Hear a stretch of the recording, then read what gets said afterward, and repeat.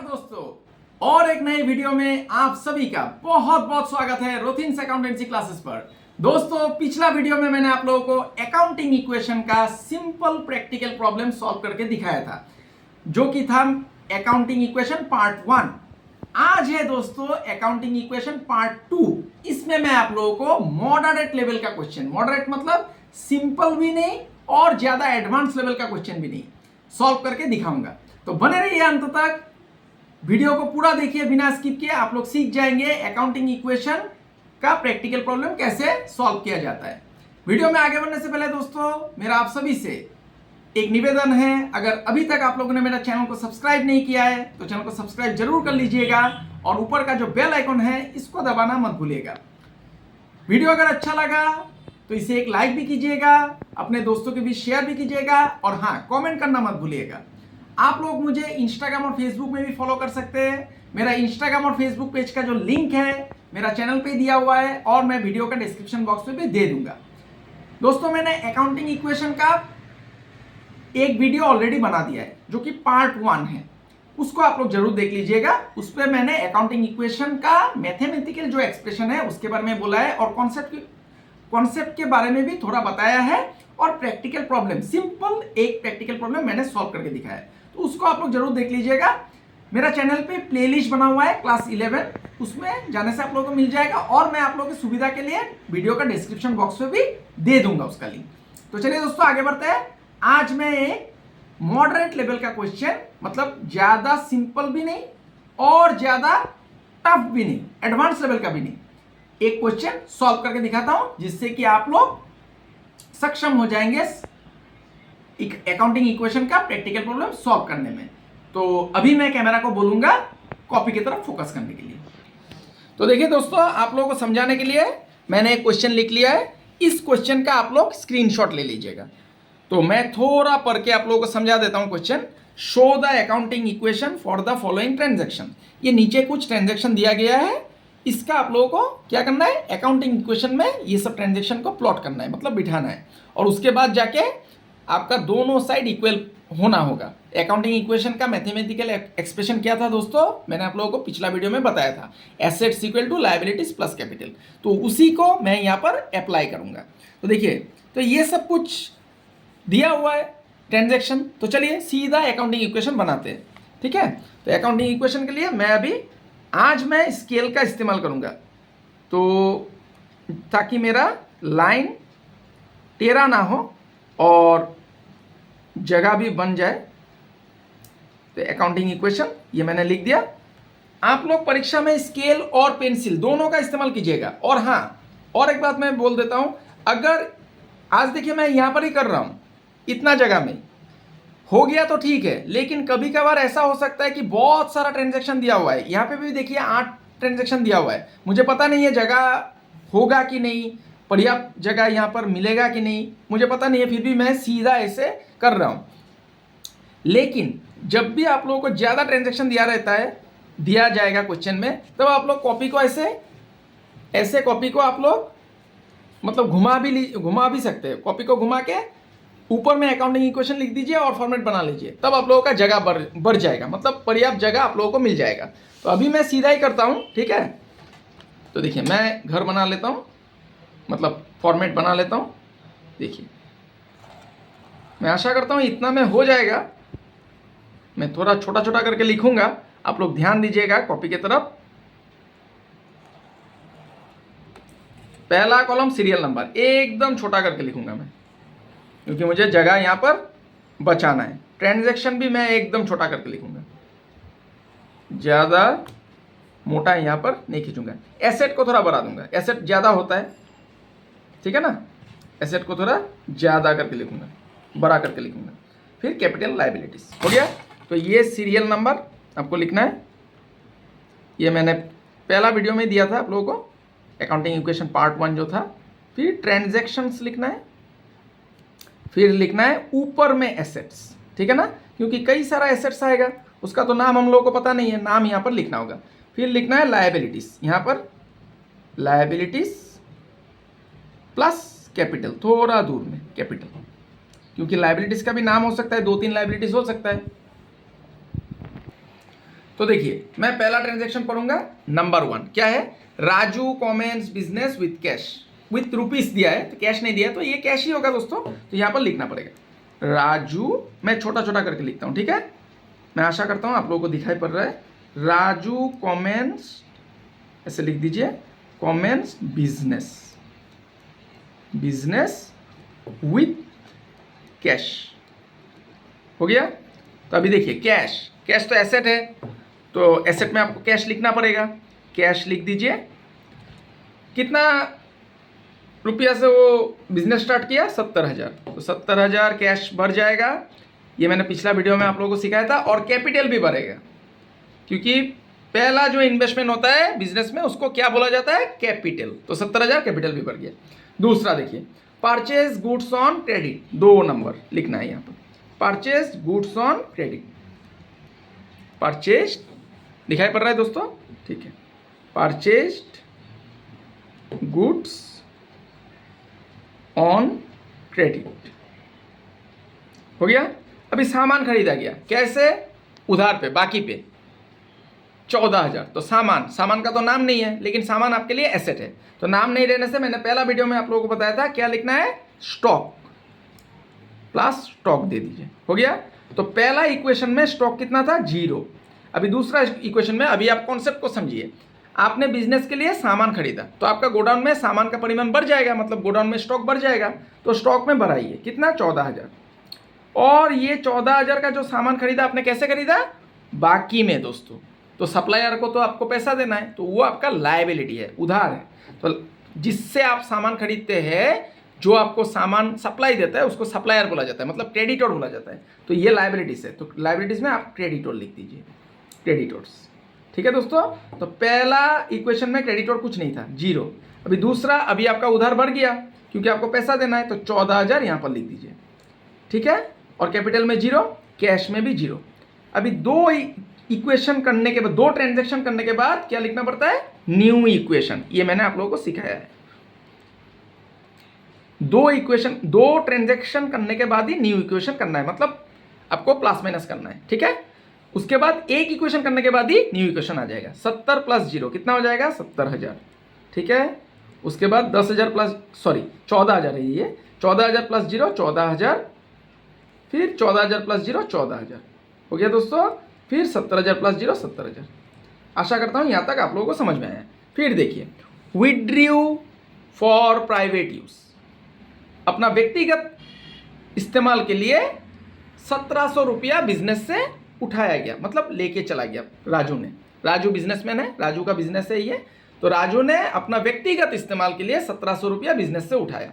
क्या उठाया, 1700 रुपया, तो इसको लिखिए विड्रू फॉर प्राइवेट यूज, ऐसे लिख दीजिए। देखिए क्वेश्चन में जो लिखा हुआ रहता है सेंटेंस, उसी को लिख दीजिए ट्रांजैक्शन में, आपको खुद से बनाना नहीं पड़ता है। Withdrew for private use, private मतलब व्यक्तिगत इस्तेमाल के लिए उसने पैसा बिजनेस से ले लिया। तो देखिए पैसा लिया तो पैसा तो बिजनेस का घट जाएगा, पैसा क्या है, कैश है, कैश मतलब एसेट है, तो 1700 रुपया आप यहाँ से माइनस कीजिए कैश से। अभी बिजनेस से लिया है तो बिजनेस का पैसा को क्या बोला जाता है, कैपिटल बोला जाता है। तो बिजनेस से अगर पैसा उठाएगा तो उसका कैपिटल घट जाएगा, तो कैपिटल से भी माइनस करना पड़ेगा, 1700 माइनस कर दीजिए। ये ब्रैकेट मतलब माइनस, ब्रैकेट इंडिकेट करता है माइनस, ठीक है। क्रेडिटर में कुछ नहीं है, 0, फिर स्टॉक में भी 0, हो गया। फिर एक लाइन खींच दीजिए, एक लाइन खींच दीजिए। अभी एक ट्रांजैक्शन होने के बाद ही न्यू इक्वेशन होगा, मैंने बोला था पहले 2 ट्रांजैक्शन के बाद न्यू इक्वेशन होता है, उसके बाद एक ट्रांजैक्शन के बाद ही न्यू इक्वेशन करना है। 70,000 से 1700 को माइनस कीजिए, कितना हो जाएगा दोस्तों, 68,300। फिर 14,000 प्लस 0 14,000, फिर 14,000 प्लस 0 14,000, फिर यहाँ पर 70,000 से 1700 को माइनस करेंगे तो 68,300 आएगा, हो गया। उसके बाद देखिए परचेज गुड्स फॉर कैश, सामान खरीदा गया, कैसे, नगद पैसा से, तो लिखिए 4 number, purchase goods for cash, इतना लिख दीजिए, हो गया। तो सामान खरीदा, तो सामान देखिए खरीदा गया तो स्टॉक, सामान का तो नाम नहीं है तो स्टॉक पकड़ना होगा आपको। तो सामान खरीदा तो दुकान का स्टॉक तो बढ़ जाएगा, तो 10,000 स्टॉक में बढ़ा दीजिए, प्लस कर दीजिए। अभी ये 10,000 का सामान कैसे खरीदा गया? कैश से। तो कैश आपका एसेट है, तो कैश घटेगा, कैश से माइनस कर दीजिए 10,000। ठीक है, ये देखिए एक एलिमेंट में ही, एसेट में ही सिर्फ इसका इफेक्ट हुआ है। मैंने लास्ट वीडियो में बोला था कि एक एलिमेंट में भी इफेक्ट पड़ सकता है, या फिर 2 एलिमेंट में पड़ सकता है, या फिर तीनों में। यहाँ पर देखिए सिर्फ एक एलिमेंट एसेट पे इफेक्ट पड़ा है। क्रेडिटर में कुछ नहीं है, 0, कैपिटल में कुछ नहीं है, 0। फिर एक लाइन खींच दीजिए और यहाँ पर लिखिए न्यू इक्वेशन। ठीक है, न्यू इक्वेशन लिख दीजिए। अभी फिर से 68,300 से 10,000 आपको माइनस करना है। कितना हो जाएगा? 58,300। 14,000 प्लस 10,000 24,000 हो गया दोस्तों। 14,000 प्लस 10,000 फिर 14,000 और यहाँ पर 68 प्लस 300 68,300 हो गया। यहाँ तक कंप्लीट। फिर है पेड वेजेस, मतलब मजदूरी दिया। राजू ने किसी मजदूर को लगाया तो काम करने के लिए, तो मजदूरी दिया। तो मजदूरी क्या देंगे? पैसा ही दिया जाएगा। तो लिखिए पेड वेजेस, पेड वेजेस लिख दीजिए, पेड वेजेस। अभी देखिए कितना रुपया दिया गया? 300 रुपया। तो 300 रुपया आपका कैश घटेगा, कैश पैसा दिया तो 300 रुपया कैश से घटा दीजिए। अभी ये खर्चा है दोस्तों, तो मैंने लास्ट वीडियो में बताया था, खर्चा होने से कैपिटल घटता है, इनकम होने से कैपिटल बढ़ता है, प्रॉफिट होने से कैपिटल बढ़ता है, लॉस होने से कैपिटल घटता है। दोबारा दोहराता हूँ, खर्चा होने से कैपिटल घटता है, इनकम होने से कैपिटल बढ़ता है, प्रॉफिट होने से कैपिटल बढ़ता है, लॉस होने से कैपिटल घटता है। तो देखिए 300 रुपया दिया, 300 रुपया कैश चला गया और कैपिटल भी घटेगा क्योंकि ये खर्चा है। वेजेस 300 रुपया कैपिटल से घटा दीजिए। क्रेडिटर में कुछ नहीं है, 0। फिर स्टॉक में भी कुछ नहीं है, 0। फिर एक लाइन खींच दीजिए। मैं यहाँ पर हाथ से खींच रहा हूँ, आप लोग स्केल का इस्तेमाल कीजिएगा। ठीक है, और परीक्षा में पेंसिल का भी इस्तेमाल कीजिएगा दोस्तों। फिर से न्यू इक्वेशन लिख दीजिए।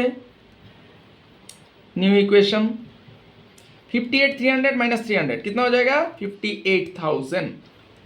24,000 प्लस 0 24,000, फिर 14,000 प्लस 0 14,000, फिर 68,300 माइनस 300 68,000 हो गया दोस्तों। यहाँ तक आप लोगों का क्लियर। नेक्स्ट क्या है? Paid to creditor. क्रेडिटर जिसने आपको सामान दिया था बाकी में, मतलब आपका सप्लायर, उसको आप पेमेंट करेंगे, मतलब राजू पेमेंट करेगा। राजू का बिजनेस है तो राजू पेमेंट करेगा। ठीक है ना? तो लिखिए यहाँ पर paid to creditors, paid to creditors. तो क्रेडिटर को क्या दिया जाएगा? पैसा दिया जाएगा। कितना? 10,000। तो 10,000 कैश से माइनस कर दीजिए। ये कैश आपका एसेट है, 10,000 कैश से माइनस हो गया। ठीक है, और क्रेडिटर को आप पेमेंट करेंगे, मतलब आपका लायबिलिटी भी घट जाएगा। मतलब क्रेडिटर को पाना था कितना? 14,000।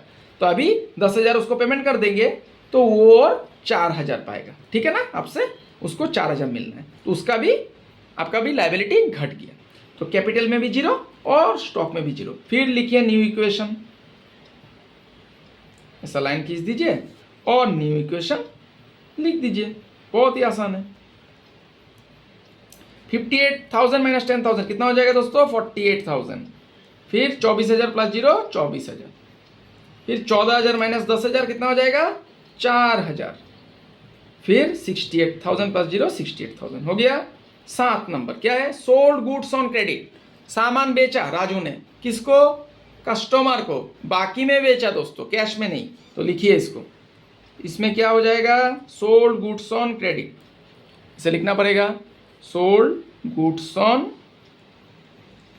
क्रेडिट। यहाँ पर मैं छोटा करके लिख देता हूँ, नहीं तो जगह का अभाव हो सकता है। देखिए सोल्ड गुड्स ऑन क्रेडिट, सामान बेचा गया। कितना का सामान बेचा? 15,000। तो सामान कहाँ पे है? स्टॉक पे। तो स्टॉक आपका घटेगा, सामान बेचा गया तो 15,000 स्टॉक से माइनस कर दीजिए। स्टॉक से माइनस हो गया। अभी सामान किसको बेचा जाएगा दोस्तों? कस्टमर को। तो जो आपको सामान बाकी में देता है, मतलब आपको रॉ मटेरियल सप्लाई करता है, उसको क्रेडिटर बोला जाता है। और बिजनेसमैन अगर किसी को सामान बाकी में बेचता है तो वो आपके लिए कस्टमर है, उसको आप डेटोर बोलेंगे। क्या बोलेंगे? डेटोर। तो डेटोर आपके लिए एसेट है। तो देखिए एसेट में और एक शब्द जुड़ गया, डेटोर, डेटोर्स। ठीक है, तो पहले से 0 0 देके आइए। पहला में 0 था, दूसरा में भी 0, फिर 0, अभी भी 0, फिर 0, अभी 0 0 देते आना है आपको पहला से। ठीक है, ये 0 0 देते आइए, 0। अभी देखिए 15,000 का सामान तो आपने बेच दिया, तो 15,000 स्टॉक से घट गया, लेकिन आपको पैसा पाना है, मिलना है डेटोर से, तो 15,000 डेटोर में भर जाएगा। ठीक है ना, 15,000 आपको प्लस करना है। और यहाँ पर क्रेडिटर में 0 है, कैपिटल में 0 है, कैश में भी 0 है, बस हो गया। फिर और एक लाइन खींच दीजिए और यहाँ पर लिख दीजिए न्यू इक्वेशन। न्यू इक्वेशन अभी प्लस माइनस कीजिए, 48,000 प्लस 0 48,000, 24,000 माइनस 15,000, ये माइनस है दोस्तों, कितना हो जाएगा, 24 से 15 चला जाने से 9,000। ठीक है, और 15,000 प्लस 0 15,000 हो गया। ये 4,000 प्लस 0 4,000 और 68,000 प्लस 0 68,000 हो गया। लास्ट एक अंतिम ट्रांजैक्शन बच गया, सोल्ड गुड्स फॉर कैश, सामान बेचा गया कैश में। कॉस्ट प्राइस कितना था, मतलब उसका क्रय मूल्य, मतलब खरीदा हुआ दाम कितना था, 3,000। 3,000 का सामान को 4,000 में बेचा, तो क्या हुआ दोस्तों, यहाँ पर 1,000 रुपया का प्रॉफिट हो गया। 3,000 का सामान को 4,000 में बेचा गया। ठीक है ना, तो इसको आप लोग लिखेंगे कैसे, इसको थोड़ा मैं बदल दूंगा, 8 नंबर देखिए, सोल्ड गुड्स ऐसे लिखूंगा मैं, sold goods for cash at profit. Profit शब्द को आप जोड़ दीजिए, लॉस होने से लॉस जोड़ दीजिए, एट लॉस। ठीक है ना, प्रॉफिट शब्द को मैं जोड़ दिया। तो सोल्ड गुड्स फॉर कैश, कितना में सामान बेचा, 3,000 का सामान 4,000 में बेचा, तो 4,000 रुपया आपको मिल गया कैश, 4,000 कैश में जोड़ दीजिए। 3,000 का सामान बेचा, तो 3,000 स्टॉक से घट जाएगा, स्टॉक में रहता है, सामान का नाम नहीं है तो स्टॉक में होगा, तो 3,000 स्टॉक से माइनस कीजिए। डेटोर में कुछ नहीं है 0, क्रेडिटर में कुछ नहीं है 0। अभी मैंने थोड़ा देर पहले बताया था कि प्रॉफिट होने से कैपिटल के साथ प्लस होगा, लॉस होने से कैपिटल के साथ माइनस होगा। तो यहाँ पर देखिए 3,000 का सामान को 4,000 में बेचा गया, तो 1,000 रुपया प्रॉफिट हो गया, कैपिटल के साथ जोड़ना है, सब हो गया। देखिए अभी अंत में आपको क्या लिखना है, न्यू इक्वेशन नहीं लिखना है, फाइनल इक्वेशन। मैंने पहला वीडियो में आप लोगों को सिखाया था, फाइनल इक्वेशन, फाइनल हो गया। अभी दोनों साइड इक्वल होना होगा, जैसे कि हम लोग स्कूल में करते थे, LHS left hand side equal to RHS right hand side, दोनों साइड इक्वल होना है। तो अभी हम लोग करेंगे, देखिए जोड़िए, 48,000 प्लस 4,000 52,000, 9,000 माइनस 3,000 कितना होता है दोस्तों, 6,000, 15,000 प्लस 0 15,000, और यहाँ पर 4,000 प्लस 0 4,000, और 68 प्लस 1 69। तो देखिए इधर में मैं जोड़ के देखता हूँ, ठीक है। 52 प्लस 6 कितना होता है, 58, 58 प्लस 15, 58 प्लस 15 कितना हो जाएगा, 73। तो इधर में आया हम लोग का 73,000, 73,000। अभी इस तरफ में भी 73,000 आना है, 4,000 और 69,000 कितना होता है, 73। तो इसका मतलब हम लोग का अकाउंटिंग इक्वेशन सही है। ठीक है दोस्तों, इसका आप लोग स्क्रीनशॉट ले लीजिए पूरा सामने से, मैं कैमरा को बोलूँगा सामने से थोड़ा स्क्रीनशॉट ले लेंगे पूरा कुछ। हाँ, यहाँ कैमरा थोड़ा और नीचे, और थोड़ा नीचे, ऊपर उठाना, ये नीचे वाला भी आना चाहिए, नीचे वाला भी। ठीक है दोस्तों, स्क्रीनशॉट ले लिया आप लोगों ने। तो आशा करता हूं दोस्तों आज का क्लास आप लोगों को समझ में आया है। आज मैंने एक मॉडरेट लेवल का क्वेश्चन, मतलब सिंपल भी नहीं और ज्यादा टफ भी नहीं, ऐसा क्वेश्चन एक सॉल्व करके दिखाया है। मेरा आप सभी से अनुरोध है, आप लोग ज्यादा से ज्यादा क्वेश्चन प्रैक्टिस कीजिए, किसी भी किताब का, अकाउंटेंसी फॉर क्लास 11 किसी भी राइटर का ले लीजिए, जिस हर एक किताब में अकाउंटिंग इक्वेशन रहेगा, तो उससे आप लोग क्वेश्चन प्रैक्टिस कीजिए, जिससे कि आप लोग का कॉन्सेप्ट और क्लियर हो जाएगा, और आप लोग प्रैक्टिस करेंगे तो और बेहतर बनेंगे। अगला वीडियो में मैं आप लोगों को एडवांस लेवल का अकाउंटिंग इक्वेशन सॉल्व करके दिखाऊंगा।